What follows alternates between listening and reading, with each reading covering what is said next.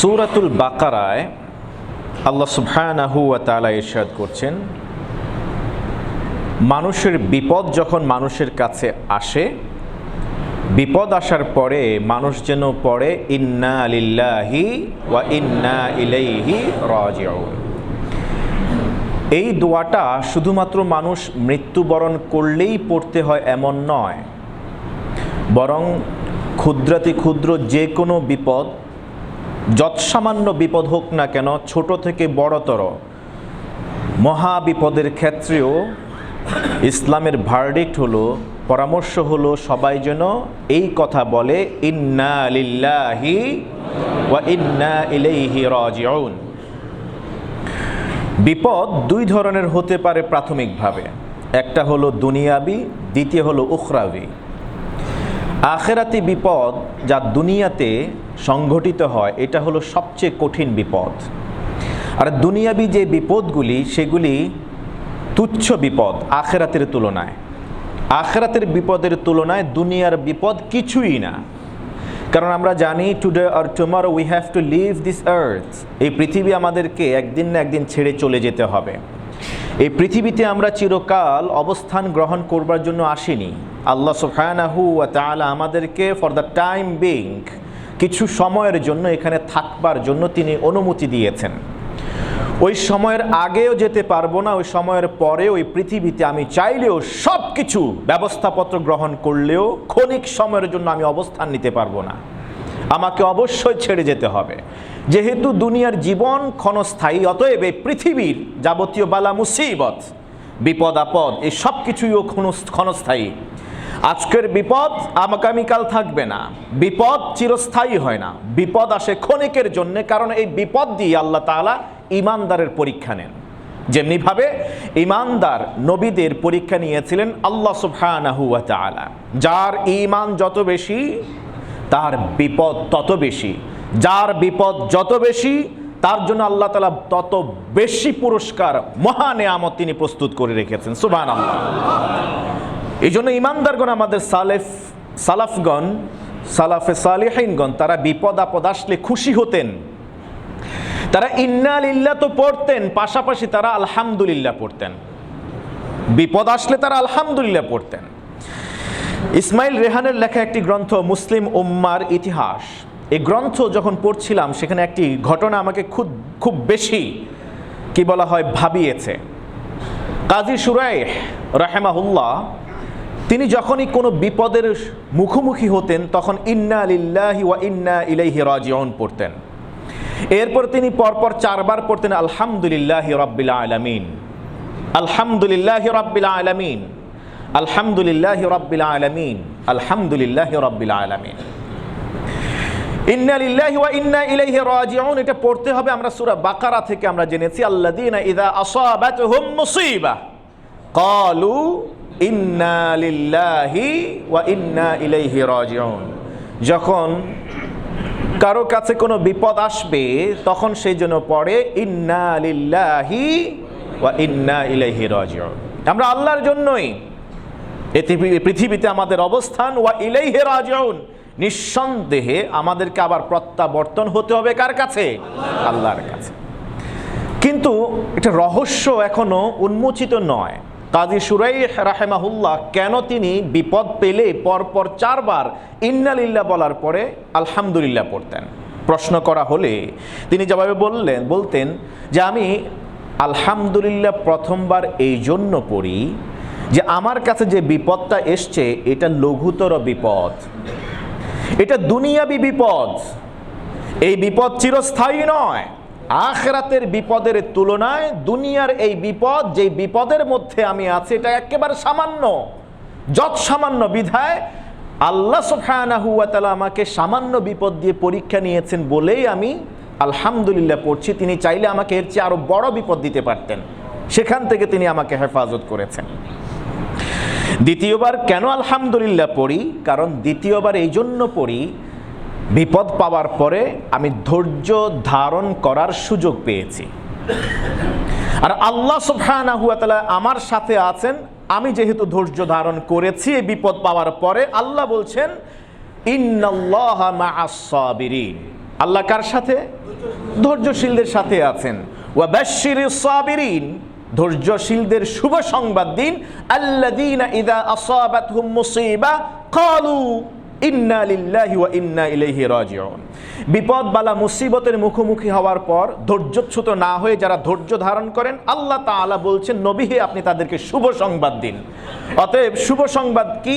ইন্নামা ইউওয়াফফাস সাবিরুনা আজরাহুম বিগাইরি হিসাব। যারা ধৈর্যশীল হবে, বিপদ আপদ বালা মুসিবতে সর্বোচ্চ ধৈর্য ধারণ করতে পারবে, তাদেরকে আল্লাহ তাআলা বিনা হিসাবে প্রতিদান দিবেন। ইসলামের বেশ কিছু বিষয় আছে, প্রত্যেক বলা চলে 3টি ছাড়া সব আমলকে ক্যালকুলেট করে প্রতিদান দেয়া হয়, হিসাব করে প্রতিদান দেয়া হয়। যেমন কেউ একটা ভালো আমল করলে, ভালো নেক কাজ করলে, মান জাআ বিল হাসানাতি ফালাহু আশরু আমসালিহা, 10 গুণ সওয়াব বাড়াইয়ে দেয়া হয়। যদি কেউ অর্থ আল্লাহর রাস্তায় ব্যয় করে, ইনফাক ফি সাবিলিল্লাহ করে, আল্লাহর রাস্তায় দান করে, সেটাকে 700 গুণ বা তার চেয়েও বেশি সওয়াব দেয়া হয়। কেউ যদি রমাদান মাসে একটি ফরজ ইবাদত করে, রমাদানের বাইরে 70টি ফরজ ইবাদতের সওয়াব দেয়া হয়। কিন্তু 3টি আমল আছে যে আমলের প্রতিদান আল্লাহ তাআলা হিসাব করে দেন না, বিনা হিসাবে দেন। এর মধ্যে একটা হলো ধৈর্য ধারণ করা। বিপদ আসার পরে যারা ধৈর্য ধারণ করতে পারে, আল্লাহ তাআলা বলছেন ইউওয়াফফাস সাবিরুনা, ওই ধৈর্যশীলদেরকে আল্লাহ তাআলা পরিপূর্ণ মাত্রায় দিবেন আজরাহুম, তাদের প্রতিদান বিগাইরি হিসাব। ওই প্রতিদান দিতে আল্লাহ তাআলা কোনো হিসাব কষবেন না, বিনা হিসাবে দিবেন। সুবহানাল্লাহ। এই জন্য তিনি বলতেন আমি যেহেতু ধৈর্য ধারণ করার তৌফিক পেয়েছি বিপদ পাওয়ার পরে, তাই এই জন্য আমি আলহামদুলিল্লাহ পড়ি দ্বিতীয়বার। তৃতীয়বার কেন আপনি আলহামদুলিল্লাহ পড়েন? তিনি বললেন তৃতীয়বার পড়েছি এই জন্য ইন্না লিল্লাহি ওয়া ইন্না ইলাইহি রাজিউন, এটা বলার আমি সুযোগ পেয়েছি। সুবহানাল্লাহ। আমি ইন্না লিল্লাহি ওয়া ইন্না ইলাইহি রাজিউন তো পড়তাম না যদি আমি সব সময় আমার পুরোটা জীবন যদি ভালোর মধ্যে সুখের মধ্যে থাকতাম, তাহলে ইন্না লিল্লাহ পড়ার সুযোগ পেতাম না। আর আল্লাহ তো বলেছেন ইন্না লিল্লাহ পড়তে, প্রত্যেকটা হরকতে প্রত্যেকটা অক্ষরেই আমার জন্য 10 নেকি, এবং এর মাধ্যমে আমি ধৈর্য ধারণের চরম প্রকাশটা আল্লাহ সুবহানাহু ওয়া তাআলার সামনে উপস্থাপন করতে পেরেছি। এই জন্য আল্লাহ আমাকে প্রতিদান দিবেন। ইন্নালিল্লাহ পড়ার সুযোগ পেয়েছি বিধায় আমি তৃতীয়বার আলহামদুলিল্লাহ পড়ি। চতুর্থবার আপনি কেন আলহামদুলিল্লাহ পড়েন বিপদ পাওয়ার পর? তিনি বলেন এই মুসিবত যেটা আমি ফেস করছি এটা দুনিয়াবি মুসিবত। আল্লাহ তাআলা চাইলে আমাকে আমার দিন দিয়েও পরীক্ষা নিতে পারতেন, আমার ঈমান নিয়ে পরীক্ষা নিতে পারতেন। আমার সবচেয়ে বড় দৌলত, সবচেয়ে বড় কি বলা হয় মজবুত এবং সবচেয়ে বেশি আকাঙ্ক্ষিত বস্তু আমার ঈমান, আমার দিন, যেটা সবার উপরে, আল্লাহ তাআলা সেটা দিয়ে আমার পরীক্ষা নেন নাই, দুনিয়াবি পরীক্ষা নিয়েছেন। এই জন্য আল্লাহর শুকরিয়া আদায় করে আমি বলি আলহামদুলিল্লাহ, আলহামদুলিল্লাহ। বিপদ বালা মুসিবত যতদিন আপনি এই পৃথিবীতে থাকবেন ততদিন আপনার কাছে আসবেই, যদি আপনি ঈমানদার হয়ে থাকেন। যদি আপনার কাছে ন্যূনতম ঈমানের নূর থাকে, আল্লাহর শপথ দায়িত্ব নিয়ে বলতে পারি, কোরআন সুন্নাহ যতটুকু স্টাডি করেছি, মৃত্যুর আগ পর্যন্ত, ইভেন সর্বশেষ নিঃশ্বাস ত্যাগ করার আগ পর্যন্ত আপনার কাছে বালা মুসিবত বিপদ আসবেই। যদি না আসে মনে করবেন আপনি ঈমানদার না, আপনার কাছে ঈমান নাই। হাত্তা ইয়ালকাল্লাহ, ঈমানদার ধৈর্য ধারণ করতে করতে বিপদের সম্মুখীন হয়ে এক পর্যায়ে আল্লাহর সাথে সাক্ষাৎ হয়ে যাবে। সুবহানাল্লাহ। আল্লাহর সাথে যখন সাক্ষাৎ হবে, এই পরীক্ষা ফেস করতে করতে, ধৈর্য ধারণ করতে করতে আল্লাহর সাথে যখন সাক্ষাৎ হবে, তখন দেখবে তার আর একটা পাপ ওই পৃথিবীতে করা আর বাকি নেই। সব পাপ ক্ষমা করে দিয়েছেন কে? আল্লাহ সুবহানাহু ওয়া তাআলা। বিপদ কখনো দুনিয়াবি হয়, কখনো উখরাবি হয়।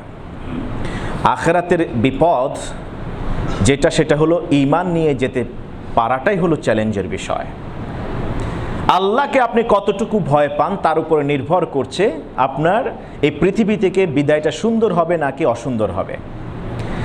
আল্লাহর ভয়, আল্লাহর ভয় একটাই মাত্র যদি ফর্মুলা আমি দেই, একটাই কথা যদি বলি যে পৃথিবীতে সব কল্যাণকে গ্রহণ করবার জন্য, অপকল্যাণকে বিতাড়িত করবার জন্য একটা কথা বলুন, একটা পরামর্শ দিন, সেটা হলো আল্লাহর ভয়, আল্লাহর ভয়, আল্লাহর ভয়, এছাড়া আর কিছু না। শুধুমাত্র যদি আপনার অন্তরে আল্লাহর ভয় লালন করেন, আল্লাহর শপথ করে বলি দুনিয়ার কোনো বিপদ আপনার কাছে আসবে না, আসলেও আপনি হাসি মুখে সেটাকে বরণ করে নিতে পারবেন। একটু অস্থির হবেন না, একটুও বিচলিত হবেন না, একটু উচ্ছৃঙ্খল হবেন না। এবং পরকালটা হবে সুনিশ্চিত, জান্নাতে হবে আপনার আবাসস্থান, জান্নাত আপনার জন্য অবধারিত হয়ে যাবে। এখনো আপনি পৃথিবীতে জীবিত আছেন, রাস্তায় চলাফেরা করছেন। আমরা বলছি বিপদ দুই ধরনের হতে পারে। প্রাথমিক বিপদ দুনিয়াবি বিপদ, আর একটা বিপদ, সবচেয়ে বড় বিপদ হলো উখরাবি বিপদ, যেটা পরকালীন বিপদ, যে বিপদের পরীক্ষা আল্লাহ তাআলা এই পৃথিবীতে নিয়ে থাকেন। এই দুইটা বিপদকে যদি আমরা একটা উদাহরণের সাথে তুলে ধরতে চাই, সিয়ারু আলামিন নুবালা এই ঘটনা স্পষ্ট করে বলা হয়েছে। বিভিন্ন গ্রন্থে এই ঘটনাটা খুব গুরুত্ব দিয়েই ঐতিহাসিকগণ তুলে ধরেছেন। আপনারা জানেন খলিফা হারুনুর রশিদের কথা শুনেছেন, তার নাম জানেন না? এইরকম মানুষ নাই। তার স্ত্রী জুবায়দা রহেমাহুমাল্লাহ, আল্লাহ তাআলা দুইজনকে জান্নাতে সুখ শান্তিতে সমৃদ্ধির সাথে বসবাস করার তৌফিক দান করুন। খলিফা হারুন আর রশিদ এবং তার স্ত্রী জুবায়দা দুইজনের মধ্যে পারিবারিক কোনো কারণে একবার দ্বন্দ্ব হয়েছিল, ঝগড়া বিবাদ হয়েছিল। তো খলিফা হারুন আর রশিদ রাহেমাহুল্লাহ এক পর্যায়ে গিয়ে তিনি তার স্ত্রীকে বললেন, আনতি তালিক ইদা লাম আকুন মিন আহলিল জান্নাহ, যদি আমি জান্নাতি না হয়ে থাকি তাহলে তুমি তালাক। তালাক দিলেন কিভাবে? তিনি বললেন, আনতি তালিক, জুবায়দা আপনাকে আমি তালাক দিচ্ছি। কখন এটা বাস্তবায়ন হবে তালাকটা? আপনার সাথে আমার থাকাটা কি বলা হয়, অনুমোদিত হবে না, অবৈধ হবে কখন? ইদা লাম আকুন মিন আহলিল জান্নাহ, যদি আমি জান্নাতি হতে না পারি। নাও দি কোয়েশ্চেন ইজ, আমি জান্নাতি নাকি জাহান্নামী? আপনি জান্নাতি নাকি জাহান্নামী পৃথিবীতে জানার কোনো সুযোগ আছে? নিশ্চিতভাবে বলার কোনো স্কোপ আছে? তাহলে এটা কেমন ধরনের তালাক হলো? তিনি তো মরার পরে জানবেন তিনি জান্নাতি নাকি জাহান্নামী, কিন্তু পৃথিবীতে তার স্ত্রীকে তিনি তালাক দিয়ে বসলেন, তো মিলছে না। লেকিন তালাক তো উনি দিয়ে দিয়েছেন, কন্ডিশনাল তালাক, যদি আমি জান্নাতি না হই আপনি তালাক। ফাহাজিনা আল খলিফা ওয়া হাজিনাত জাওজাতুহু জুবায়দা, খলিফা হারুন আর রশিদ তিনি চিন্তায় পড়ে গেলেন, তার স্ত্রীও মহা চিন্তায় আবার অস্থির হয়ে গেলেন। কি হবে এটার? এটা কেমন তালাক আপনি দিয়ে বসলেন? আপনি জান্নাতি হলে তো আমি তালাক, আপনি জাহান্নামী হলে তাইলে সংসার করতে পারবো, আমি তালাক না। তাহলে এটা সমাধানটা কি হতে পারে? খলিফা হারুন আর রশিদ চিঠি লিখলেন এবং ওই সময়কার সব ইমাম এবং খতিব আলেমদেরকে তিনি ডাকলেন তার রাজপ্রাসাদে। ডাকার পরে সবার কাছ থেকে এই বিষয়ে জানতে চাইলেন, এখন আমার করণীয় কি? আমার স্ত্রীকে তো আমি এরকম তালাক দিয়ে বসছি, আমার এখন রেমিডি কি? ফতোয়া দিন আপনারা। সবাই মাথা নিচের দিকে দিয়ে বসে আছেন, খলিফার সামনে খুব উঁচু বাচ্চে, কথা বলতে পারছেন না, দোষও ধরতে পারছেন না, এটাও বলার স্পর্ধা পারছেন না। আপনি এটা কেমন তালাক দিলেন যে তালাক পরকালের সাথে সম্পৃক্ত, অথচ দুনিয়াতে বসে আপনি তালাক দিয়ে বসছেন আপনার স্ত্রীকে? সমাধান কেউ দিতে পারেন না। সবাই একই কথা বললেন, এর জবাব আমাদের কাছে নাই। খলিফা হারুনের চিন্তা আরো ঘনীভূত হলো, আরো টেনশনে পড়ে গেলেন। এবার বললেন কি, আলা লাম ইয়াবকা আহাদুন মিনাল আলিমি ফি হাদাল আলাম, পৃথিবীতে কি এইরকম একজন আলেমও নাই যে আমার এই সমস্যার সমাধান দিতে পারে? আমার এই দরবারে সব আলেম আসছে, এমনকি কেউ বাকি আছে যে এই দরবারে এখনো আসে নাই যে আমার এই সমস্যার সমাধান দিতে পারে।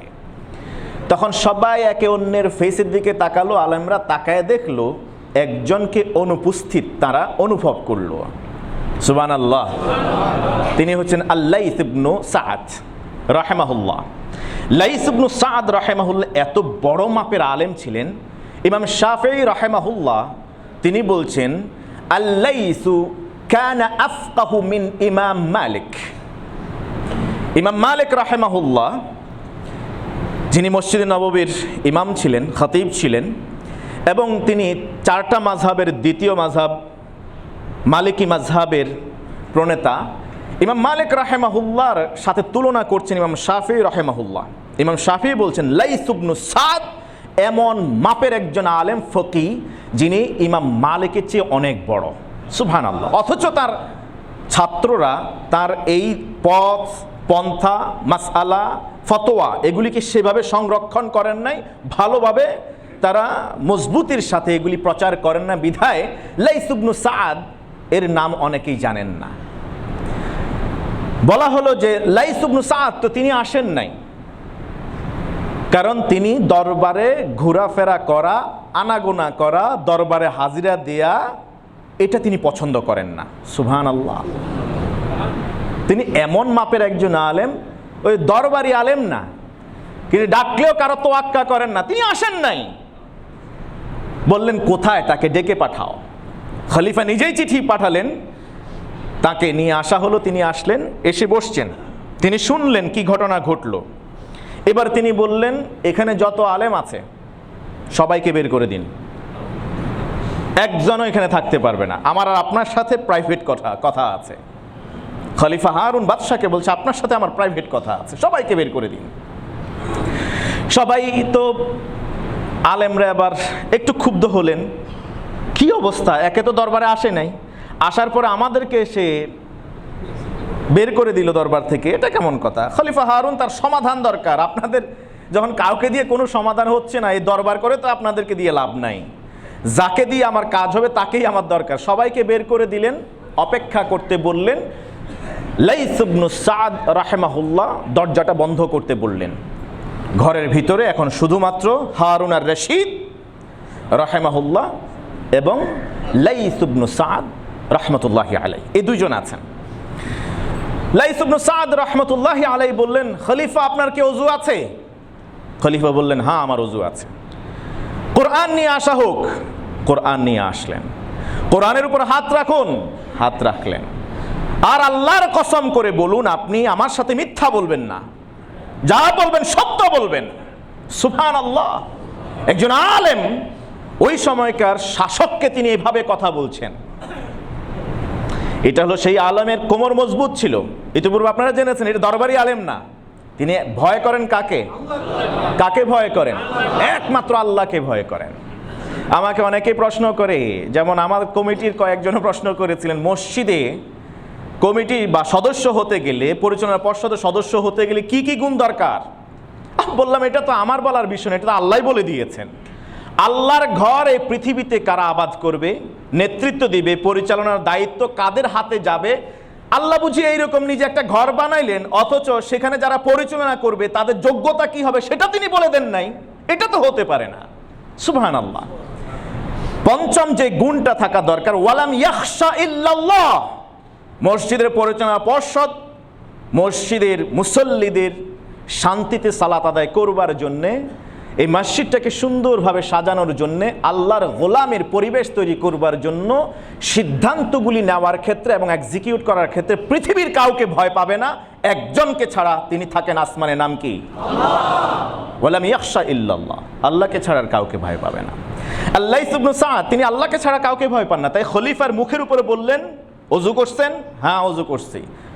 কোরআন নিয়ে আসেন, কোরআন নিয়ে আসলো। কোরআনের উপর হাত রাখুন, হাত রাখলেন। বললেন এবার কসম করে বলুন আপনি আমার সাথে সত্য বই মিথ্যা বলবেন না।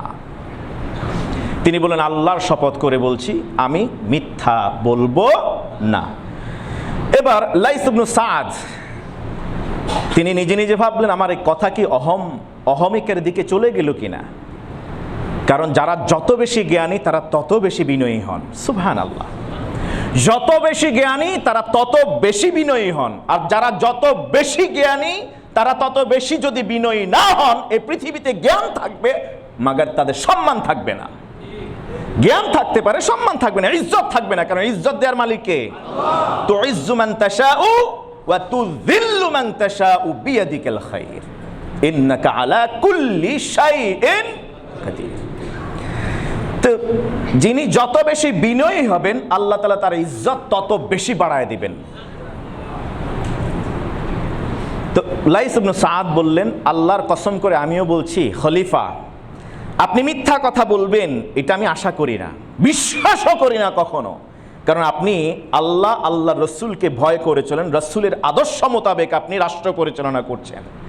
বিন্দু মাত্র সন্দেহ নাই যে আপনি আমার সাথে মিথ্যা বলবেন সত্য ছাড়া, কিন্তু তারপরেও এটা আমার নিজের প্রসিডিউর, যেটা একটা বিচার করতে গিয়ে সেই অনুযায়ী আমি আপনাকে বলতে বাধ্য হয়েছি। খলিফা হারুনকে বললেন কোরআন এবার খুলুন। তিনি কোরআন খুললেন, সূরা রহমানে যান। সূরা রহমানে গেলেন। সূরা রহমানে যাবার পর বললেন আপনি পড়তে শুরু করুন। আর রহমান আল্লামাল কোরআন খালাকাল ইনসান। শুরু করলেন, পড়তে শুরু করলেন। যেতে যেতে পড়লেন ওয়ালিমান খাফা মাকামা রাব্বিহি জান্নাতান, ওয়ালিমান খাফা মাকামা রাব্বিহি জান্নাতান ফাবিআইয়ি আলা'i রাব্বিকুমা তুকাযযিবান। বললেন থামুন এখানে, খলিফা পড়া বন্ধ করুন, থামুন, আবার পড়ুন। আবার পড়ছেন ওয়ালিমান খাফা মাকামা রাব্বিহি জান্নাতান। থামার পরে বললেন এবার কোরআন বন্ধ করলেন। লাইস ইবনে সাদ খলিফা হারুন আর রশিদকে প্রশ্ন করলেন, হাল যাকারাতাল্লাহ খালিয়ান ইয়া খলিফাতুল মুসলিমিন। খলিফাতুল মুসলিমিন, এমন কি কোনো দিন আপনার জীবনে এসছে যে আপনি খানিকটা সময়ের জন্য নিভৃতে, নির্জনে, একাকিত্বে, কারো গোচরে নয় অগোচরে, সন্তর্পণে এক আল্লাহকে স্মরণ করেছেন, এক আল্লাহকে ডেকেছেন, এক আল্লাহর ভয়ে ওয়াফাদাত আইনাক, আপনার চোখ বেয়ে পানি পড়েছে, ওয়ালাম ফি নাফসিকা আহাদুন ইল্লাল্লাহ। যখন আল্লাহকে ভয় করে কেঁদেছেন তখন আপনার অন্তরে আল্লাহর স্মরণ ছাড়া আর কোনো স্মরণ ছিল না।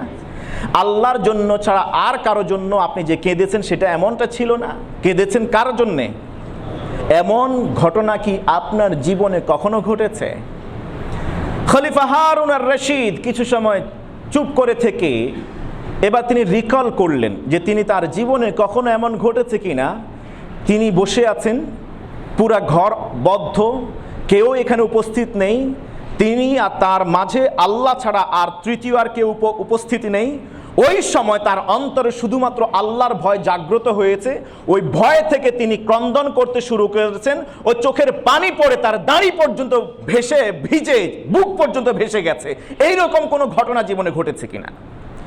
খলিফা কিছুক্ষণ পর ফকিহ আল্লাইস ইবনে সা'দকে বললেন, হ্যাঁ, এমন ঘটনা আমার জীবনে একবার নয় বহুবার ঘটেছে। কোরআনের উপর হাত রেখে আল্লাহর শপথ করে বলি, এইরকম ঘটনা একবার নয় আমার জীবনে বহুবার ঘটেছে। এবার লাইস ইবনে সা'দ বললেন, তাহলে আপনার তালাকের মাসালা ফতোয়া এখানেই আছে, আসুন সমাধানের দিকে। আপনি বললেন আপনার স্ত্রী জুবাইদাকে, জুবাইদার নাম তো শুনেছেন না? মক্কাতুল মুকাররমায় যাবেন যখন হাজিরা, নাহরে জুবাইদা নাম শুনেছেন না? নাহরে জুবাইদা, সে জুবাইদা রাহেমাহাল্লাহ তিনি সেটাকে খনন করেছিলেন। জুবাইদা রাহমাতুল্লাহ আলাইকে আপনি তালাক দিয়েছিলেন। কি বলে? জুবাইদা আপনাকে তালাক দিচ্ছি, শর্ত যদি আমি জান্নাতি না হই। এর সমাধান হলো, আপনি একটু আগে সূরা রহমানে পড়েছেন ওয়ালিমান খাফা মাকামা রাব্বিহি জান্নাতান। ওয়ালিমান খাফা মাকামা রাব্বিহি, যে ব্যক্তি পরকালে আল্লাহর সামনে দাঁড়ানোকে ভয় করে, জান্নাতান, তার জন্য জান্নাত রয়েছে কয়টা? দুইটা, একটা নয়। আপনি আপনার জীবনে বললেন একবার নয় একাধিকবার আল্লাহকে ভয় করে নিভৃতে কেঁদেছেন, চোখের পানি ছেড়ে দিয়েছেন। আপনার জন্য জান্নাত ওয়া লাকা জান্নাতান লাইসাত জান্নাতুন ওয়াহিদা। আমার জ্ঞান বলছে আপনি যদি আল্লাহর ভয়ে কেঁদেছেন, আল্লাহ ঘোষণা করেছে যে আল্লাহর ভয়ে কাঁদবে, আল্লাহর সামনে দাঁড়ানোকে যে ভয় করবে তার জন্য একটা নয় জান্নাত দুইটা আছে। অতএব আপনার জন্য দুইটা জান্নাত অপেক্ষা করছে। আমি যদি জান্নাতি না হই তাহলে আপনি তালাক, অতএব আপনি জান্নাতি, এটা তালাক হয় নাই। হাসি মুখে বের হয়ে আসলেন, দরজা খুললেন, আলেম ওলামাদেরকে আবার ডাকলেন। এরপর কি ঘটেছে দুইজনের মধ্যে সব খুলে বললেন।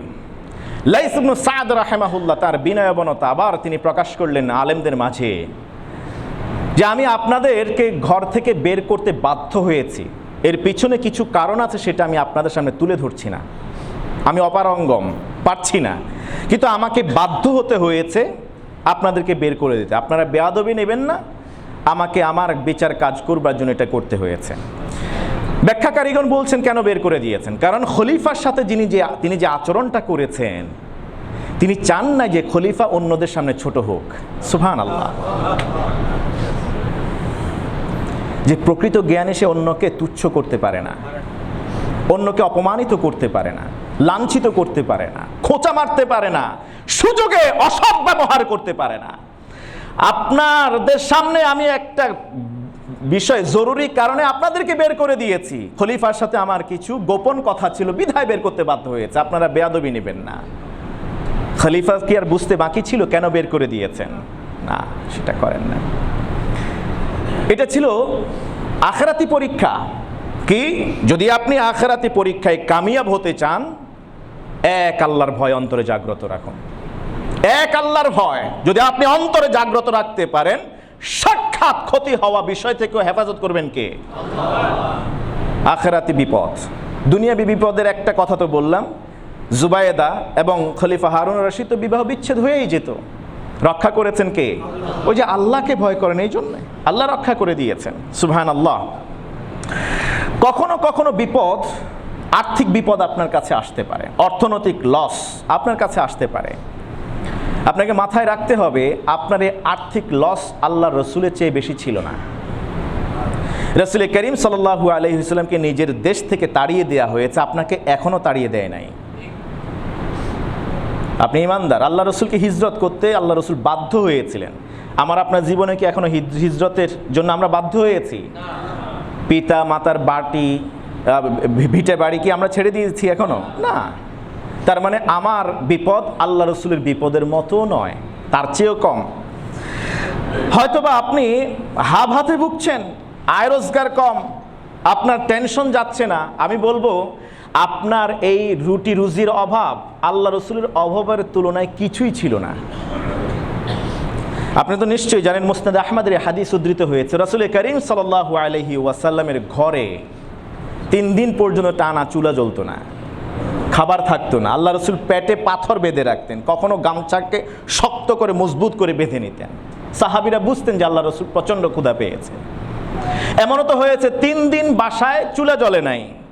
বুখারীর হাদিস বলছে, আম্মা জান আয়েশা সিদ্দিকা বিনতু সিদ্দিক রাদিয়াল্লাহু তাআলা আনহা তিনি রিপোর্ট করছেন যে আল্লাহ রসুল সাল্লাল্লাহু আলাইহি ওয়াসাল্লামের কাছে একজন অতিথি আসলেন, এসে বললেন, ইয়া রাসূলুল্লাহ আনা মাজহুদ, ইন্নী মাজহুদুন ইয়া রাসূলুল্লাহ, ইয়া রাসূলুল্লাহ, ক্ষুধায় প্রচণ্ড কষ্ট পাচ্ছি, আমাকে কিছু খেতে দিন, আপনার ঘরে কিছু খাবার আছে কিনা?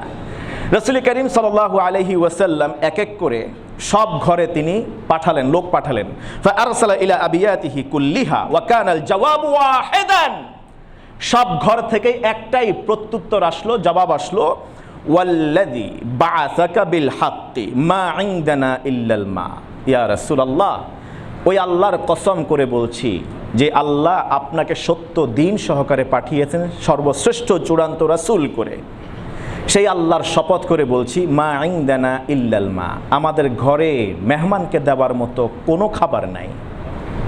ইভেন আমাদেরও খাবার নাই, শুধুমাত্র পানি ছাড়া, এই ছাড়া আর কিচ্ছু নাই। 3য় দিনের মাথায় আমার আপনার কি এরকম হয়েছে যে এমন একটা দিন কেটেছে আমরা কিছুই খেতে পারি নাই? আর যদি ক্ষুধা এত বেশি হয়, ইমানদার তো টানা 30 দিন রোজা রাখা অভ্যাস আছে, নাই কি? এর চেয়ে প্রশিক্ষণ আল্লাহ রসুল আর কি সুন্দর প্রশিক্ষণ দেবেন, আর কি আমাদের জন্য বাকি আছে ধৈর্য ধারণের জন্য? অতএব দুনিয়াবি মুসিবত এটা খানিক সময়ের জন্য, ক্ষণিকের, এটা চিরস্থায়ী নয়। আপনি ঋণগ্রস্ত, এই ঋণ একদিন না একদিন চলে যাবে, একদিন একদিন আপনার শুধু যদি সৎ নিয়ত থাকে সেই ঋণ চলে যায়। ঋণগ্রস্ত আল্লাহর কাছে চান। ইভেন রাসূল করিম সাল্লাল্লাহু আলাইহি ওয়াসাল্লাম যখন ইন্তেকাল করলেন তখনও তো তার ঋণ ছিল। তার বর্মটা এক ইহুদির কাছে বর্গা দিয়েছিলেন, সেখান থেকে তিনি ঋণ নিয়েছিলেন, তখন তিনি ইন্তেকাল করেছেন। হাদিস সহিহ বুখারীর 4th খণ্ডে 264 নম্বর 2916তম হাদিস সহিহ বুখারীতে উদ্ধৃত হয়েছে। তো সেখানে বলা হয়েছে আল্লাহ রাসূল সাল্লাল্লাহু আলাইহি ওয়াসাল্লাম যখন ইন্তেকাল করেছেন, ইহুদির কাছে তার লৌহ বর্মটা তিনি বন্ধক দিয়েছিলেন, সেখান থেকে তিনি ঋণ নিয়েছিলেন। নবীজি ঋণ নিয়েছে, আপনিও নিয়েছেন, কিন্তু আপনার এই ঋণটা কি ইন্ডাস্ট্রিয়াল ঋণ কিনা সেটা হলো দেখার বিষয়। তিনি ঋণ নিয়েছেন, সেটা পরিশোধ করার সর্বোচ্চ ইচ্ছা ছিল, আপনার সেই ইচ্ছা আছে কিনা এটা দেখার বিষয়। আপনি যদি ইচ্ছা পোষণ করেন যে আপনার ইন্তেকালের আগে আপনি ঋণ পরিশোধ করে যাবেন, আল্লাহর শপথ করে বলি, এই নিয়ত যদি আপনি পোষণ করেন, লালন করেন, আপনার জীবদ্দশায় হয় আল্লাহ আপনার ঋণ পরিশোধের ব্যবস্থা করবেন, অথবা আপনার ইন্তেকালের পর আল্লাহ এমন একজনকে ব্যবস্থা করে দিবেন যে আপনার পক্ষে সব ঋণ পরিশোধ করে দিবে। সহিহ হাদিস থেকে প্রমাণিত। শুধুমাত্র আপনার একটা পিওর ইন্টেনশন দরকার। অনেকে আছে ঋণের বোঝায় জর্জরিত হয়ে এখন আর দিন আর চিনে না, নামাজ পড়ে না, রোজা রাখে না, আল্লাহর পথে চলে না, হন্য হয়ে দেবদাসের মতো এদিক সেদিক ঘুরে বেড়ায়, পালিয়ে বেড়ায়। না, আপনি নিয়ত করুন, আপনার ঋণ এত বেশি নেবেন না যেটা পরিশোধ করার ক্ষমতা আপনার নেই। দুনিয়াবি এই মুসিবত আল্লাহ তাআলা দূর করবেন যদি আপনার নিয়তটা পিওর থাকে, ইন্টেনশন থাকে। সেজন্য দরকার কার ভয়? আল্লাহর ভয়। পারিবারিক বিপর্যয় মানুষের মাঝে মাঝে হয়, যেমনটা হয়েছিল খলিফা হারুন আর রশিদের। আল্লাহ রাসূল সাল্লাল্লাহু আলাইহি ওয়াসাল্লামের জীবনেও তো এরকম হয়েছিল। সন্তান কন্যা এদেরকে বিয়ে দিয়ে, ছেলেকে বিয়ে দিয়ে বউ নিয়ে এসে শান্তিতে নাই, আছে এরকম দুনিয়াবি বিপদ। মেয়েকে বিয়ে দিয়ে শান্তিতে নাই, হয়তোবা তালাক দিয়ে দিয়েছে, ডিভোর্স দিয়ে দিয়েছে, অথবা সংসারে শান্তি নাই, যৌতুকের জন্য খুব প্রেশার ক্রিয়েট করতেছে। এগুলো হলো দুনিয়াবি বিপদ। শুরুতেই বলেছিলাম দুনিয়াবি এই বিপদ ক্ষণিকের, চিরজীবন এটা থাকবে। মনে রাখবেন, আপনার আমার ভালো আর কল্যাণের চিন্তা আমার চেয়ে বেশি করেন কে? কেন এত হতাশ, এত টেনশন কিসের? আমাদের আল্লাহ সুবহানাহু ওয়া তাআলা আমাদের চেয়ে বেশি আমাদের ব্যাপারে কনসার্ন। আমি আমার যতটা না ভালো বুঝি তার চেয়ে ভালো বুঝেন কে? আল্লাহ সুবহানাহু। শুধুমাত্র আমরা উপলব্ধি করতে ব্যর্থ হই কিংবা উপলব্ধি করতে দেরি হয়ে যায়, এর মধ্যে আমার ঈমান চলে যায়। নবীজি সাল্লাল্লাহু আলাইহি ওয়াসাল্লামের দুই কলিজার টুকরা কন্যা রুকাইয়া এবং উম্মে কুলসুম, আপনারা জানেন আবু জাহেল এর দুই সন্তান উতবা ও উতাইবার সাথে বিবাহ বন্ধনে আবদ্ধ ছিল। উতবা এবং উতাইবা এই দুইজনের সাথে বিবাহ বন্ধনে আবদ্ধ ছিল আবু জাহেলের ছেলে। যখন আল্লাহ রাসূলের কাছে ওহী আসলো, আল্লাহ রাসূল সাল্লাল্লাহু আলাইহি ওয়াসাল্লাম যখন ওহীর দাওয়াত দিলেন, ওয়াহদানিয়তের দাওয়াত দিলেন, ওয়াননেস অফ আল্লাহর দিকে আহ্বান করলেন, তখন আবু জাহেল তার দুই ছেলের কাছে গিয়ে বলছে যে মুহাম্মদ তো দিন ধর্মচ্যুত হয়ে গেছে, নাউজুবিল্লাহ, বাপদাদা ধর্ম ত্যাগ করেছে, অতএব তোমরা যদি আমাকে বাপ বলে স্বীকার করো, আমি যদি তোমাদেরকে সন্তান হিসেবে স্বীকার করি, এটা তোমরা চাও, মুহাম্মদ এর যে দুই কন্যা তোমাদের দুইজনের কাছে আছে, এই মুহূর্তে তাদেরকে তালাক দাও। রুকাইয়া এবং উম্মে কুলসুমকে দুইজনে তালাক দিয়ে দিল। তা আমার আপনার কন্যা সন্তানও তো এরকম অনেকের ঘরে আছে। এমন হয়েছে কি একসাথে একই সময়ে দুই কন্যা আমার ঘরে ফিরে আসছে, দুইজনে ডিভোর্সি হয়ে, তালাকপ্রাপ্ত হয়ে। আল্লাহ রসুলের জীবনের চেয়ে এত কঠিন পরীক্ষা তো আমি আপনি দিচ্ছি না। তো যেখানে নবীজি সাল্লাল্লাহু আলাইহি ওয়াসাল্লাম ধৈর্য ধারণ করতে পেরেছেন, তার উম্মত হিসেবে আমরা কেন পারি না? আমরা কেন এত অস্থির হয়ে যাই? মুআজ্জাজ হাদিরিন, কখনো আল্লাহ তাআলা আপনার সন্তান নিয়ে আপনাকে পরীক্ষা করেন, দুনিয়াবি পরীক্ষা। সন্তান দিয়েছেন কে? নাকি সন্দেহ আছে কোনো ডাক্তার দিয়েছে? অনেক সময় আমরা বলি যে না, এখন আর সন্তান নিব না, আরো 10 বছর পরে নিব। পরিবার পরিকল্পনা আমরা অনেকেই করে থাকি, আমরা এখন আর সন্তান নেব না, 10 বছর পরে নেব। 10 বছর পরে নিতে গেছে আর পায় না, এবারে দৌড়াদৌড়ি করে এদিক যায় সেদিক যায়। শুরুতে যায় শিরকি কাজ করতে, মাজারে যায়, ফকিরের কাছে যায়, গিয়ে সেখানে আবার শিরকি কি বলা হয় তদবির গ্রহণ করে, ঝাড়ফুঁক নিয়ে আসে। খাজা বাবা গাঁজা বাবার কাছে যায় বাচ্চার জন্য, অনেক সময় দেশ পাড়ি দিয়ে বিদেশে যায়, শেষ পর্যন্ত টেস্ট টিউবের দিকে পর্যন্ত যায়, যেটা কিয়ামতের অন্যতম আরেকটা আলামত। দেখেন, এই যে প্রথমে আল্লাহ তাকে রেগুলার কোর্স অফ অ্যাকশনে ন্যাচারাল আল্লাহ তাআলা সন্তান দিতে চেয়েছেন, সে সন্তান নেয় নাই, বললেন আমি পরে নেব। কেন যেন ক্ষমতা নিজের কাছে রয়ে গেছে, আমি যখন চাইবো তখনই সন্তান নেব, যখন চাইবো না তখন নেব না। এই প্রথমেই আল্লাহর ভয় থেকে দূরে সরে যাওয়ার কারণে এরপরে সন্তান যখন দেওয়া আল্লাহ বন্ধ করে দিলেন, আল্লাহর গজব যখন চলে আসলো, তখন এবারে এদিক সেদিক হন্য হয়ে ছুটাছুটি করতে লাগলো, সব সম্পদ শেষ করে সন্তান মাগার আর আসে না। সন্তান দেয়া নেয়ার মালিক কে? নাকি পৃথিবীর কারো ক্ষমতা আছে? ইয়াহাবু লিমান ইয়াশাউ ইনাথান ওয়া ইয়াহাবু লিমান ইয়াশাউ যুকুর ওয়া ইয়াজআলু মান ইয়াশাউ আকীমা আও ইউযাওয়িজুহুম যুকরানান ওয়া ইনাথা। আল্লাহ তাআলা এক আয়াতে সব কথা বলে দিয়েছেন। আমি আল্লাহ তাআলা যা চাই তাই সৃষ্টি করি, তাই বানাই। এখানে আমার কারো ধর্ণা ধরতে হয় না, কারণ আমি কারো মুখাপেক্ষী নই। ইয়াখলুকু মা ইয়াশা, আমি যা চাই তাই বানাই। হয় চাইলে মেয়ে দেই, চাইলে ছেলে দেই, চাইলে ছেলে মেয়ে উভয়টাই দেই, না চাইলে কিচ্ছু দেই না। সুবহানাল্লাহ বলেন না? আল্লাহ দাবি করতেছেন আমি দেই, সব ক্ষমতা আমার, আর বান্দা মনে করে আমি নেই, আমি নেব না। যখন পায় না এবার যায় বাবার কাছে, খাজা বাবার কাছে।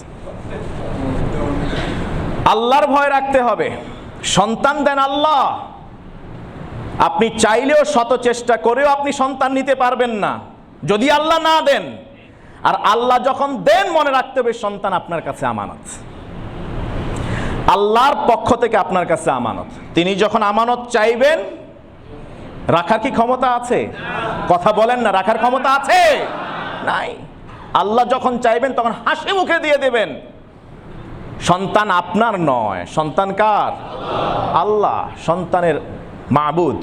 তিনি যখন চাইবেন তার আমানত তিনি নিয়ে যাবেন। আপনি অন্যের জিনিস ঋণ করে ধার করে আপনি রেখে দেওয়ার মালিক কি? এমন কি কখনো হয়? হয়, আমাদের স্বভাব চরিত্র এরকমই। কারো কাছ থেকে ঋণে টাকা আনছি, এখন নিতে গেলে আর দেই না। আছে না এরকম?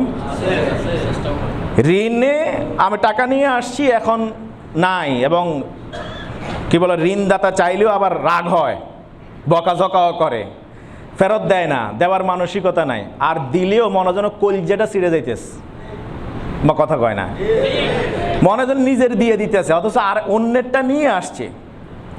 ঠিক সন্তান কার? দিয়েছেন কাকে? প্রত্যেকটা পরিবারকে, মা বাবাকে। নিয়ে যাবেন কে? আপনার এত কষ্ট হয় কেন? আপনি ওই সময় এলোমেলো কথা বলেন কেন? এটা আল্লাহ পছন্দ করেন না। মুআজ্জাজ হাদিরিন, রাসূল করিম সাল্লাল্লাহু আলাইহি ওয়াসাল্লামের জীবদ্দশায়, তার ইন্তেকালের 6 মাসের মাথায় তার মেয়ে কন্যা ফাতেমা রাদিয়াল্লাহু তাআলা আনহা ইন্তেকাল করেছেন। কিন্তু তার জীবদ্দশায় বাকি সব সন্তান নিয়েছেন কে? আল্লাহ সুবহানাহু। আপনার জীবদ্দশায় যদি আপনার সন্তান নিয়ে যায় আল্লাহ তাআলা, কষ্ট লাগবেই, দুঃখ হবেই, মায়া মহাব্বত থাকে। যেটা নবীজির সন্তান ইব্রাহিম যখন ইন্তেকাল করলেন 18 মাস বয়সে, 1.5 বছর বয়সে, আল্লাহ রাসূল সাল্লাল্লাহু আলাইহি ওয়াসাল্লাম 2 চোখের পানি ছেড়ে দিয়ে কাঁদছেন, বিনা শব্দে, বিনা আওয়াজে।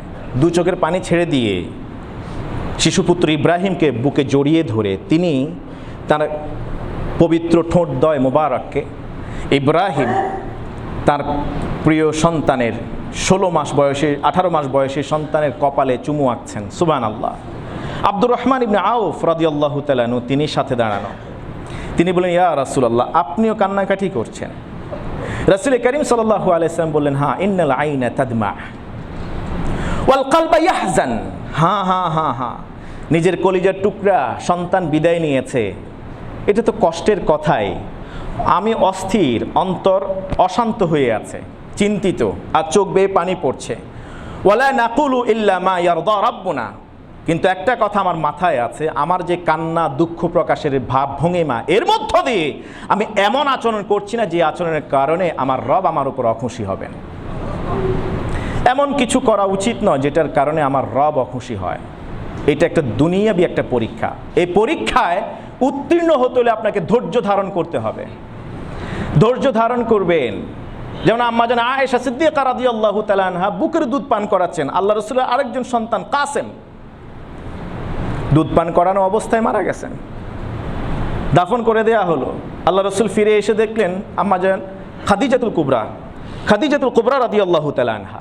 আল্লাহ রাসূল সাল্লাল্লাহু আলাইহি ওয়াসাল্লাম ফিরে এসে দেখলেন খাদিজাতুল কুবরা তিনি কাঁদছেন। নবীজি জিজ্ঞেস করলেন, কি হয়েছে তোমার, কাঁদছো কেন? খাদিজাতুল কুবরা রাদিয়াল্লাহু তাআলা আনহা তিনি বললেন, ইয়া রাসূলুল্লাহ, আমার কাসেমটা যদি জীবিত থাকতো তাহলে আমি তাকে দুধ পান করাতে পারতাম। আপনি তাকায় দেখুন না, দুধ পান করাতে না পারার কারণে আমি অস্থির হয়ে গিয়েছি, আমি ব্যথা পাচ্ছি, ব্যথা অনুভব করছি। যদি আমার ছেলে কাসেম জীবিত থাকতো, আমি দুধ পান করালে নিজেই ব্যথা থেকে মুক্ত হতে পারতাম। রাসূল করিম সাল্লাল্লাহু আলাইহি ওয়াসাল্লাম বললেন, ইন্না লাহু মুরদিআন ফিল জান্নাহ। সুবহানাল্লাহ। ও খাদিজা, আমি তোমাকে শুভ সংবাদ দেই, তুমি তোমার যে সন্তানকে বিদায় জানিয়েছো, আল্লাহর আমানত ফেরত দিয়েছো আল্লাহর কাছে হাসি মনে, খুশি মনে, সেই আল্লাহ সুবহানাহু ওয়া তাআলা তোমার সন্তানকে যে 2 বছর দুধ পান করাতে হয়, বাকি পিরিয়ডটা শেষ করার জন্য জান্নাতে একজন দুধ পানকারিনীর ব্যবস্থা করে দিয়েছেন। আম্মা জান খাদিজা বললেন, ইয়া রাসূলুল্লাহ, এটা যদি আমি আরো আগে জানতাম তাহলে আমার কষ্ট আরো বেশি লাঘব হয়ে যেত। রাসূল করিম সাল্লাল্লাহু আলাইহি ওয়াসাল্লাম এরপরে তাকায় দেখলেন চোখ বেয়ে বেয়ে পানি পড়ছে। আল্লাহ রাসূল খাদিজাকে বললেন, ও আমার খাদিজা, আমার প্রিয়তম স্ত্রী, ইন কুনতি শিইতি লা আসমা'তুকি সাউতাহু ফিল জান্নাহ। সুবহানাল্লাহ। খাদিজা, তুমি যদি চাও আমার কাছে দাবি করো, এই মুহূর্তে তুমি জীবিত অবস্থায়, জাগ্রত থাকা অবস্থায় তোমার সন্তান কাসেম জান্নাতে যে খেলাধুলা করছে, আওয়াজ করছে, তার চিৎকার আওয়াজ আমি তোমাকে শোনাতে পারি। তুমি কি শুনতে চাও? তোমার সন্তান জান্নাতে আছে, তার আওয়াজ শুনতে চাও? আম্মাজান বললেন যে না ইয়া রাসূলুল্লাহ, আপনি বলেছেন, এটাই আমি বিশ্বাস করেছি, আর পরীক্ষার দরকার নাই। সন্তানগুলি ইন্তেকাল করবার পর, অবুঝ সন্তানগুলি পৃথিবী থেকে চলে যাবার পর আল্লাহ তাআলা ফেরেশতাদেরকে ডেকে বলেন, কাবাদ্দা গোলাম আবদি ওয়ালাদা আবদি, ও আমার ফেরেশতা, আমার বান্দার সন্তানটার রূহ কবজ করেছ? মালাকুল মউত বলে যে হ্যাঁ আল্লাহ, আপনি তো বলেছেন তার রূহ কবজ করার জন্য। আল্লাহ বলেন, কাবাদ্দা ফুআদ আবদি, তুমি তো আমার গোলামের, আমার বান্দার সন্তানকে নিয়ে আসো নাই, আমার বান্দার কলিজাটাকে ছিঁড়ে নিয়ে আসছো। সুবহানাল্লাহ কইবেন না? ওই যে একটু আগে বললাম, আমি আমার ব্যাপারে যতটুকু বুঝি তার চেয়ে বেশি বুঝেন কে? আমি যতটুকু আমার সন্তানের ব্যাপারে ব্যথিত হই, তার চেয়ে 1000 কোটি গুণ ব্যথিত হন কে? আল্লাহ ফেরেশতা মালাকুল মউতকে বলেন, তুই আমার বান্দার সন্তানকে আনস নাই, আমার বান্দার অন্তর থেকে কলবটাকে তুই ছিনিয়ে নিয়ে আসছস। আমার বান্দা তার রূহটাকে, তার কি বলা হয়, কলবটাকে যখন নিয়ে আসছো, সন্তানটাকে যখন তুমি নিয়ে আসছো, তখন আমার বান্দার অবস্থাটা বলো দেখি, বান্দা কি বলছে? তখন মালাকুল মউত বলে, আল্লাহ ফাহামিদাল্লাহ ফাহামিদাকা, আপনার বান্দা, আপনি আমানত ফেরত চেয়েছেন, তিনি দিয়ে দিয়েছেন, আপনার প্রশংসা করেছেন, আলহামদুলিল্লাহি রাব্বিল আলামিন। কারণ যারা শহীদ হয় তারা কোথায় যাবে? জান্নাতে। যারা গোলাম, কিশোর, অল্প বয়সী, গুনাহ নেই, বেগুনা মাসুম, মরতে দেরি, জান্নাতে যেতে দেরি নাই। অতএব অল্প বয়সে কিশোর যারা মারা যায়, ছোট ছোট সন্তান যারা মারা যায়, বাবা মার কষ্ট হবে, কিন্তু এটা শুনে আনন্দিত কাজী সুরাহির মতো বিপদ আসলে মালাকুল মউত আর ফেরেশতাদেরকে বলেন, যেহেতু আমার বান্দা আমার আমানত নিয়ে আসার পরও সে ধৈর্য ধারণ করেছে, আমার প্রশংসা করেছে, উবনু লাহু বাইতান ফিল জান্নাহ, ওই সন্তান তো জান্নাতে থাকবেই, আর যে সন্তানকে জন্ম দিয়ে বিদায় দিয়েছে ওই বাবা মায়ের জন্য জান্নাতে বালাখানা তৈরি করো। ওয়া সুম্মুহু বিবাইতিল হামদ, ওই জান্নাতের বালাখানার নামকরণ করো, নেম ফ্লক দিয়ে দাও, পলক দিয়ে দাও, সেটা হবে বাইতুল হামদ, হাউস অফ অ্যাপ্রিসিয়েশন টু আল্লাহ সুবহানাহু ওয়া তাআলা, আল্লাহর প্রশংসা, বাইতুল হামদ জান্নাতের। অতএব যাদের সন্তান চলে গেছে আমরা ব্যথিত, আমরা তাদের জন্য দোয়া করি, আল্লাহ তাআলা সন্তানদেরকে শহীদের মর্যাদা দিন, মা বাবাকে সর্বোচ্চ ধৈর্য ধারণ করার তৌফিক দিন। আমি জানি আমার আপনার ব্যথা অনেক, বুকে অনেক ব্যথা আমার আপনার সঞ্চিত, বলার কোনো জায়গা নাই, বলার কোনো ভাষা নাই, প্রকাশ করার কোনো মাধ্যম নেই, শোনার মতো কেউ নাই। তা আপনি তো ইমানদার, আপনি তো মুত্তাকি, পৃথিবীর এই যাবতীয় বিপদ, বালা মুসিবত, সব লুকায়িত সঞ্চিত ব্যথার কথা আপনি একজনের সাথে শেয়ার করুন। তিনি কে? আমি আমার আলোচনার ইতি টানছি এখানে। একটা বুলেটের চেয়ে অতি ক্ষিপ্র একটা অস্ত্রের কথা বলে দেই, যে অস্ত্র আপনি লালন করবেন সব ক্লিয়ার হয়ে যাবে, দূর করে দিবেন কে? সূরা ইউসুফের ৮৬তম আয়াত, সূরা ইউসুফের ৮৬তম আয়াত মুখস্থ করবেন, এটা অস্ত্র, ইমানদারের অস্ত্র, শেষ অবলম্বন। পৃথিবীর যাবতীয় বালা মুসিবত বিপদ আপদ দূর করবেন আল্লাহ তাআলা, গ্যারান্টিড। এই অস্ত্রটা নামাজে তেলাওয়াত করা যায়, সুবহানাল্লাহ বলেন। এটা নামাজে তেলাওয়াত করা যায়। আবু বকর সিদ্দিক রাদিয়াল্লাহু তাআলা নামাজে যখন তেলাওয়াত করতেন তিনি কাঁদতেন, সমবেত সাহাবীরা, অন্যরা, মুসল্লিরা, মুক্তাদিরা পর্যন্ত হাউমাউ করে কাঁদতেন। ওমর ইবনে খাত্তাব রাদিয়াল্লাহু তাআলা আনহু যখন সূরা ইউসুফের ৮৬তম আয়াতের এই অংশ তেলাওয়াত করতেন, ওই সময় আসতো তিনি হার হামেশা নামাজে তেলাওয়াতরত অবস্থায় কেঁদে দিতেন। অবস্থা এমন হয়েছে মুক্তাদিরা সবাই বুঝে ফেললেন যখন এই আয়াত ৮৬তম আয়াত আসে যে এখনই ওমর ইবনে খাত্তাব তিনি কাঁদবেন, তাই সাহাবীরা আগেই কান্না শুরু করতেন। ইয়াকুব আলাইহিস সালাতু ওয়াস সালাম নিজের সন্তান ইউসুফকে হারানোর পর ৪০ বছর তিনি অন্ধত্ব জীবন যাপন করেছেন। ওয়া বিয়াদ্দাত আইনা মিনাল বুকা, সূরা ইউসুফ বলছে কানতে কানতে সন্তানের বিয়োগ ব্যথায় বাবার চোখ সাদা হয়ে গেছে, অন্ধ হয়ে গেছেন। ৪০ বছর অন্ধ ছিলেন। এই ৪০ বছর এক আল্লাহর কাছে ওই অস্ত্র দিয়ে দোয়া করেছেন। ফেরত দিয়েছেন না সন্তানকে? ফেরত পাইছেন কিনা? কি একেবারে বস্তিতে পাইছেন? মিশরের বাদশাহ যখন দেখা পেয়েছেন, মিশরের বাদশাহ। সুবহানাল্লাহ বলেন। যাদের সন্তান আছে এখনো জীবিত, আমি তাদের জন্য বলবো যে এই অস্ত্রটাকে আপনারা মাধ্যম বানিয়ে নিন। সূরা ইউসুফের ৮৬তম আয়াত, ইন্নামা আশকু বাসসি ওয়া হুজনি ইলাল্লাহ, ইন্নামা আশকু বাসসি ওয়া হুজনি ইলাল্লাহ। ইন্নামা হসরের জন্য আসে, লিমিটেশন করে দেওয়ার জন্য। শুধুমাত্র বাসসি, আমার চেপে রাখা দুঃখ ব্যথা, ওয়া হুজনি অস্থিরতা, আমার দুশ্চিন্তা কার সাথে শেয়ার করছি? আল্লাহ আপনার সাথে। আমার বুকের ভিতরে যে চাপা পড়া যে ইতিহাস, আমার বুকের ভিতরে যে লুকায়িত ব্যথা বেদনা যন্ত্রণা, যেই যন্ত্রণা পৃথিবীর কেউ শুনতে প্রস্তুত নয়, কারো সাথে শেয়ার করা যায় না, আল্লাহ শেয়ার করছি কার সাথে? আপনার সাথে শেয়ার করছি। পারেন এই আয়াতটা? ইন্নামা আশকু বাসসি ওয়া হুজনি ইলাল্লাহ।